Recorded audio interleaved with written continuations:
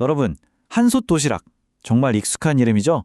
그냥 간단한 도시락 가게 같지만 사실 이 브랜드가 무려 30년 넘게 한국 시장을 꽉 쥐고 있다는 사실 알고 계셨나요? 뭐 학생들부터 직장인들까지 우리한테는 너무 친숙한데 이 단순해 보이는 성공 뒤에는요, 정말 무서울 정도로 치밀하고 강력한 전략이 숨어 있습니다. 그래서 오늘 우리가 던질 질문은 바로 이겁니다. 어떻게 싸다는 이미지의 브랜드가 30년이 넘도록 시장 1위를 지킬 수 있었을까?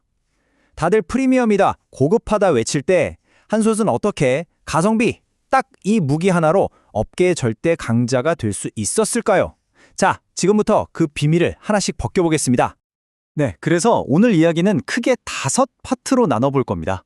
먼저 도시락의 역설부터 시작해서 한소드의 저가 엔진 비밀을 파헤치고 실제 가맹점주의 손익계산서도 한번 들여다볼 거예요. 그리고 좀 민감한 얘기죠. 압박받는 파트너십 문제도 짚어본 다음 마지막으로 이 모든 걸 종합한 한솥 포뮬러를 정리해드리겠습니다. 자, 그럼 첫 번째 파트, 도시락의 역설입니다.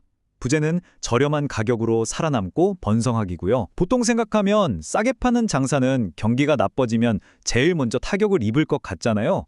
그런데 한솥은요, 정말 완전히 정반대의 모습을 보여줍니다.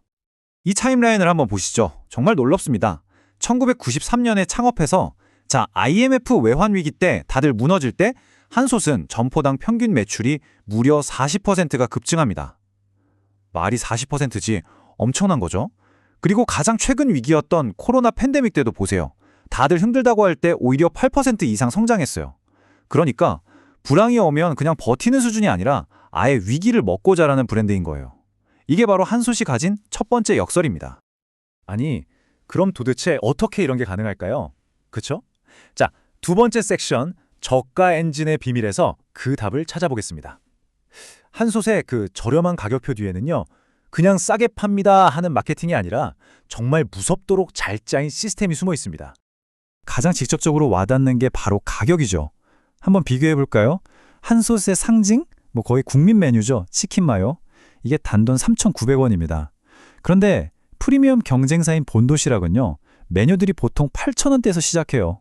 와, 가격 차이가 거의 2배가 넘게 나는 거죠. 자, 그럼 이 가격 전략이 실제 시장에서 어떤 결과로 나타났을까요? 이 그래프를 보시면 바로 답이 나옵니다. 2023년 기준으로 한솥 매장 수는 꾸준히 늘어서 812개가 됐어요. 그런데 반대로 본도시락은 매장 수가 줄어들고 있죠. 이게 뭘 의미하겠어요? 요즘처럼 모든 비싼 고물가 시대에 소비자들이 결국 어디로 향하는지 이 숫자가 명확하게 보여주고 있는 겁니다. 이 믿기지 않는 가성비, 그 비밀은 바로 이 세 가지 시스템에 있습니다.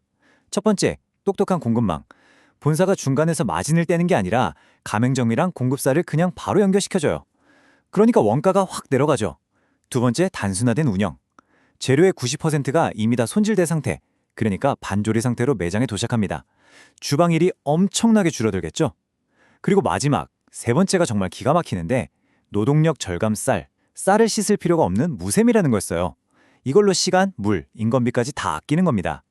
이 세 개의 톱니바퀴가 착착 맞물려 돌아가면서 다른 누구도 따라할 수 없는 한손만의 저가 엔진이 만들어지는 거죠. 자, 그럼 여기서 관점을 좀 바꿔보죠. 소비자 입장에선 좋은데 만약에 내가 한솥 사장님이라면 어떨까요? 과연 돈을 벌 수 있을까? 궁금하시죠? 이제 가맹점주의 손익계산서를 한번 까보겠습니다. 숫자가 뭘 말해주는지 직접 확인해 보시죠. 일단 창업 비용부터 볼게요. 13평짜리 가게를 기준으로 했을 때 여기 보시는 것처럼 가맹비, 교육비, 인테리어, 장비 다 합쳐서 대략 8,600만 원 정도가 됩니다. 물론 이건 가게 보증금 같은 건 뺀 금액이에요. 그래도 다른 외식 프랜차이즈랑 비교하면 창업 문턱이 꽤 낮은 편이라고 할 수 있죠. 그럼 매출은 얼마나 나올까요?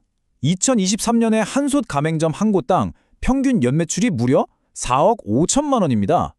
이게 코로나 전인 2019년에는 3억 5천만 원이었거든요. 그러니까 어려운 시기에도 계속해서 성장했다는 뜻이죠. 브랜드 파워가 여전히 대단하다는 걸 보여주는 숫자입니다. 자, 이걸 월 단위로 쪼개서 대략적인 손익을 한번 계산해 볼게요. 월 매출을 한 3,300만 원이라고 가정하면 여기서 가장 큰 비중을 차지하는 재료비가 한 45% 정도 나가고 또 인건비랑 월세 내고 기타 비용들까지 다 빼고 나면 과연 사장님 주머니에는 얼마가 남을까요? 결론부터 말씀드리면 바로 이 숫자입니다. 14.3%.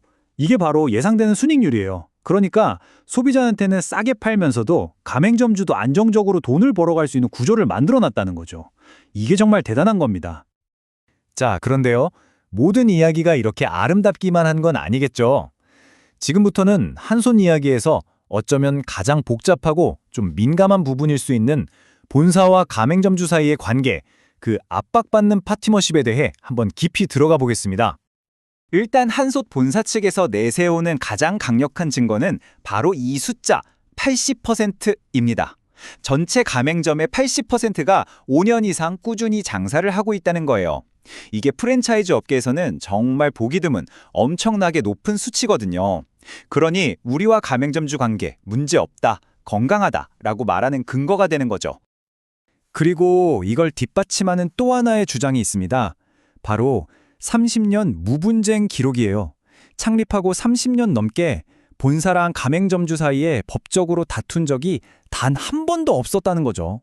와, 이 얘기만 들으면 정말 완벽한 상생 모델처럼 보입니다. 그쵸? 하지만 이 완벽해 보였던 신화에 균열이 가기 시작합니다. 공정거래위원회가 조사를 했는데 본사가 가맹점들한테 인테리어 공사를 하라고 시켜놓고 그 비용을 주지 않았다는 의혹이 터져나온 겁니다. 30년 넘게 이어온 무분쟁 기록에 처음으로 금이 가는 순간이었죠. 결국 이 문제를 해결하기 위해 한솥이 선택한 카드가 바로 동의해결이라는 제도였습니다. 이게 좀 생소할 수 있는데 쉽게 말해서 네가 법을 어겼다 안 어겼다를 따지기 전에 회사가 먼저 알겠다, 우리가 보상하고 앞으로 잘하겠다고 약속하면서 사건을 마무리 짓는 방식이에요.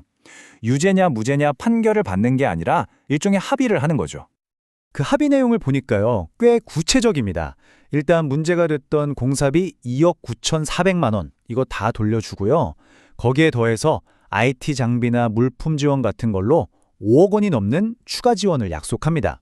그리고 앞으로 5년 동안은 광고비도 올리지 않겠다, 이렇게 약속하면서 이 갈등을 마무리 지었습니다. 자, 그럼 지금까지 나온 이야기들을 전부 모아서 한솥 성공의 핵심 비결, 바로 한솥 포뮬러가 무엇인지 한번 정리해 보겠습니다. 그 비밀 소스를 공개할 시간이죠. 결국 한솥 포뮬러는 이렇게 요약할 수 있습니다.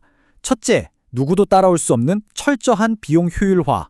둘째, 이걸 바탕으로 경기가 나쁠 때 오히려 더 강력해지는 불황에 강한 가성비. 셋째, 오랫동안 함께하는 높은 가맹점 유지율. 넷째, 계속해서 시장에 맞는 빠른 메뉴 혁신. 이 모든 것들이 합쳐져서 어떤 위기가 와도 흔들리지 않는 아주 단단하고 회복 탄력성 높은 비즈니스 모델을 만들어낸 겁니다. 이게 바로 30년 넘게 시장을 지배해온 한솥의 성공 공식인 거죠. 한솥은 지난 30년 동안 가성비라는 단 하나의 철학으로 시장에서 이겨왔습니다. 정말 대단하죠?